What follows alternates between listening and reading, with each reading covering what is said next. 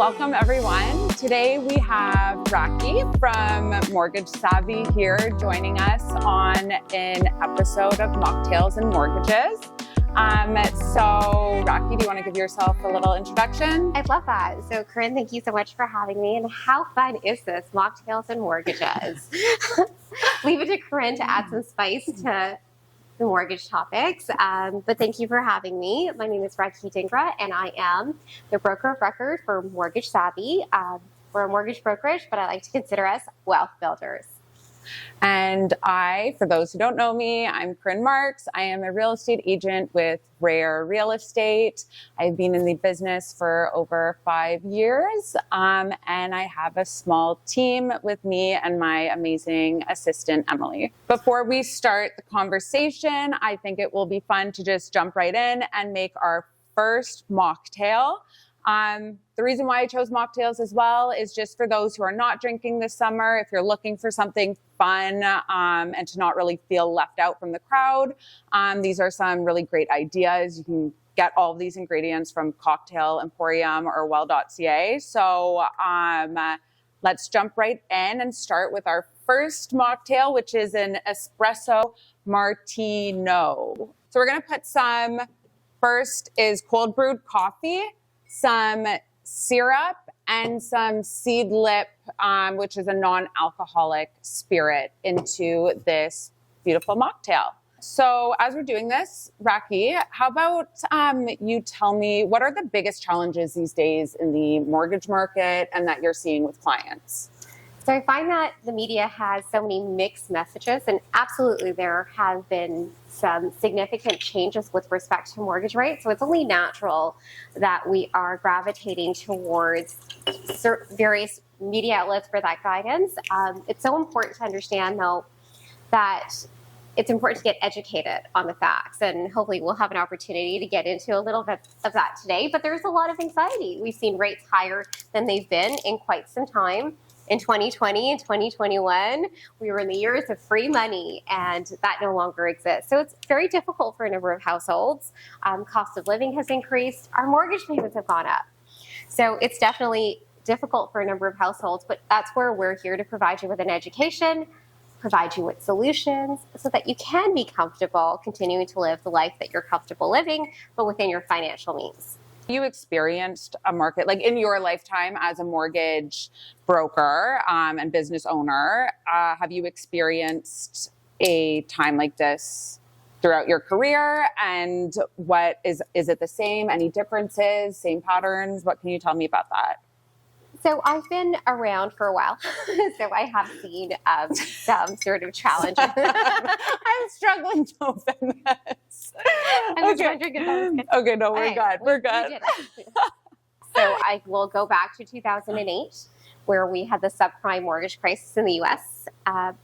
We were in a higher rate environment at that point as well, and what I chose to do was buy my forever home. So I have been there to navigate times of uncertainty. And I truly believe this because I have actually been in it and taken action in it, where there's opportunity in times of adversity and where there are challenges, there's always a window of opportunity. And it's understanding how to identify those. Yeah. And that you can do through proper education and support. So there is opportunity in times of adversity.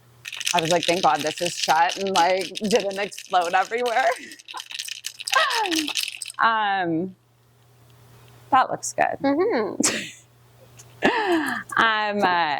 So let's see how this goes. I brought some cinnamon as well.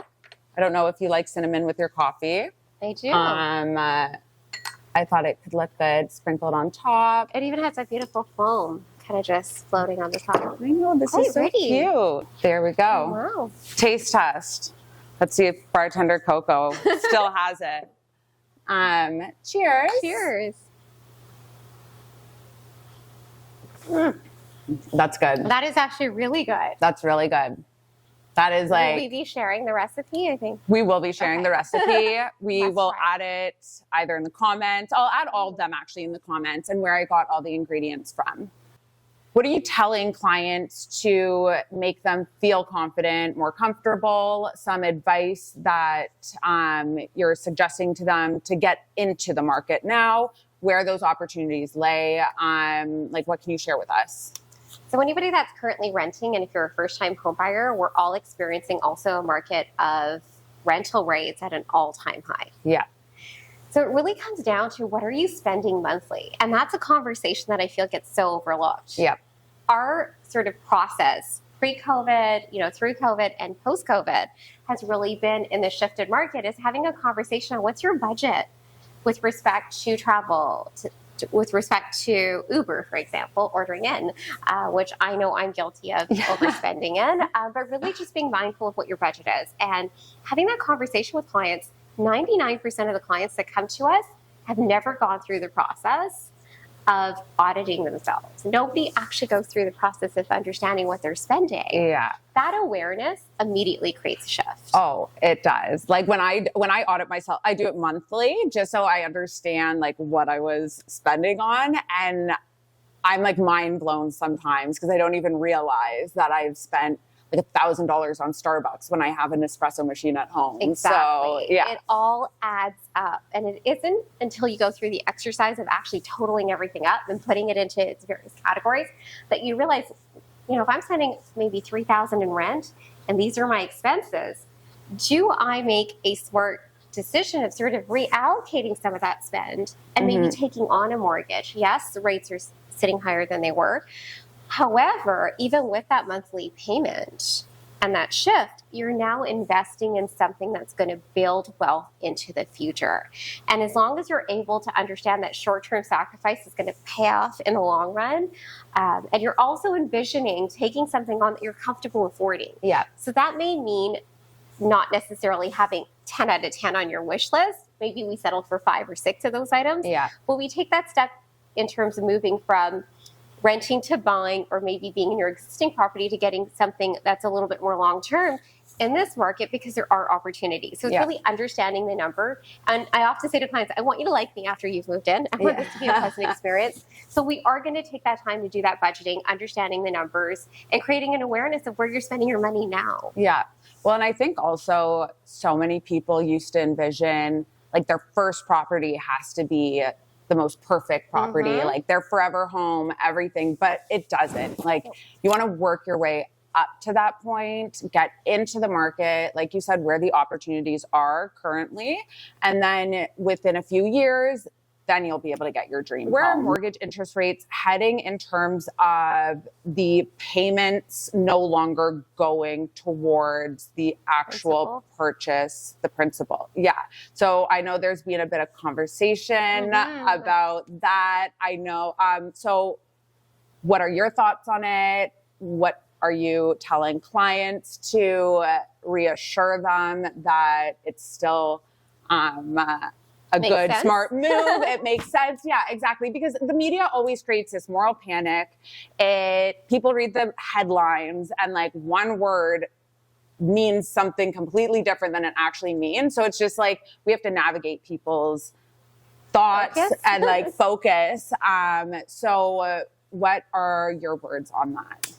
So there is absolutely accuracy to everything that you're saying. Yeah. So anybody that was in a variable rate mortgage, so variable rate mortgage products vary. So there's one product where as the Bank of Canada was increasing rates, your payments would go up immediately. And so there was always sort of an allocation towards covering the interest, yet still applying a portion of your payment to the principal balance. So that was where we started to see households and in the media, people panic because every time there was a Bank of Canada announcement with a rate increase, their payments would increase. And that was causing some financial stress. On the other end of the spectrum, we had clients that were in what we call a variable rate product with a static payment, meaning your payment doesn't change. The Bank of Canada was making adjustments to the interest rate, but more of that payment allocation was going towards interest. And with the increases we've seen, a number of households started to see 100% of their payment go towards interest. So we're also seeing that that payment was no longer covering the interest that was due. And that's where the interest was starting to accrue to the balance. And when I say accrue to the balance, what does that mean? That means that the amount of mortgage that you currently owe a lender was starting to increase versus going down. And that can be scary. So at that time, anybody that was a mortgage savvy client, we were coaching and supporting and making those adjustments through time and advising clients, obviously within their affordability, giving them an awareness of where they were spending and helping them create those shifts so that they could increase their payments with these changes. Those that were sitting in a position where, it wasn't necessarily affordable. I know when I go to the grocery store, my bill is a lot more than it, used to be. So there were a lot of adjustments. In those cases, what was happening is 100% of that payment was continuing to go towards interest. Now, we've already seen rates come down, not with the variable, but with the fixed. We're seeing signs of a recession. Mm-hmm. We've seen what's happened south of the border as well.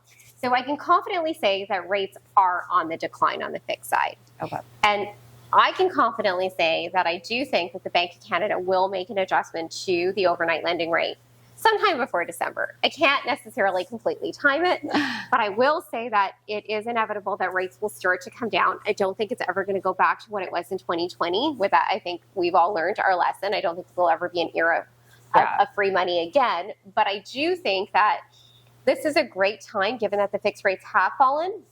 If you are struggling and you have 100% of your payment going towards the interest, speak to your broker, speak to your bank, speak to somebody that can advise you. It doesn't hurt to go into a 2 or 3 year term. Given where the variable rates are sitting and where the fixed rate opportunities are on those shorter term mortgages, we can actually get you into a lower payment. We can adjust your amortization and get you contributing towards your principal. So there are solutions. Challenge is absolutely accurate. Yeah. What you're hearing, there's a mixed bag of truths and sort of, distorted sort of assessments of what's actually happening, but there are options available.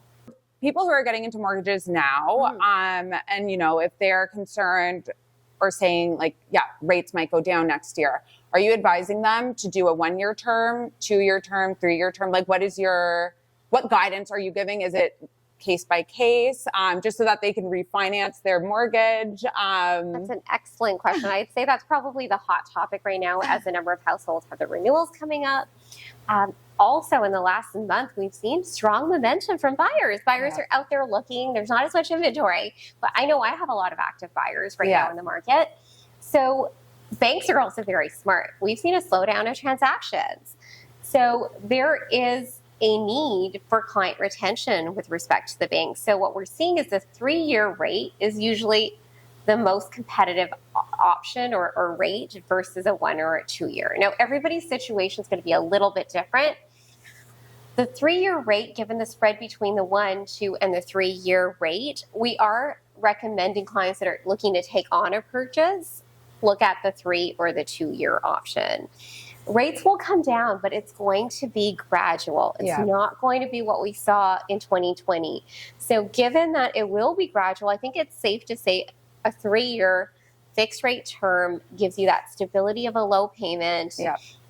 If you do choose to sell and buy another property, then you can take your mortgage with you for that short term tenure that you will have before hopefully we see lower rates. But the other sort of important consideration is whenever we're taking on a real estate purchase, it's important to think longevity. It's important to think long term. Statistically, just mortgage savvy data, a first-time home buyer is usually looking to make a change to their mortgage covenant or sell and purchase another, or maybe keep their existing within that 2.25 to 3 year mark. So I find that to be a really safe sort of recommendation for clients to give them that stability, as well as ensure that they can optimize on taking advantage of lower rates when that happens.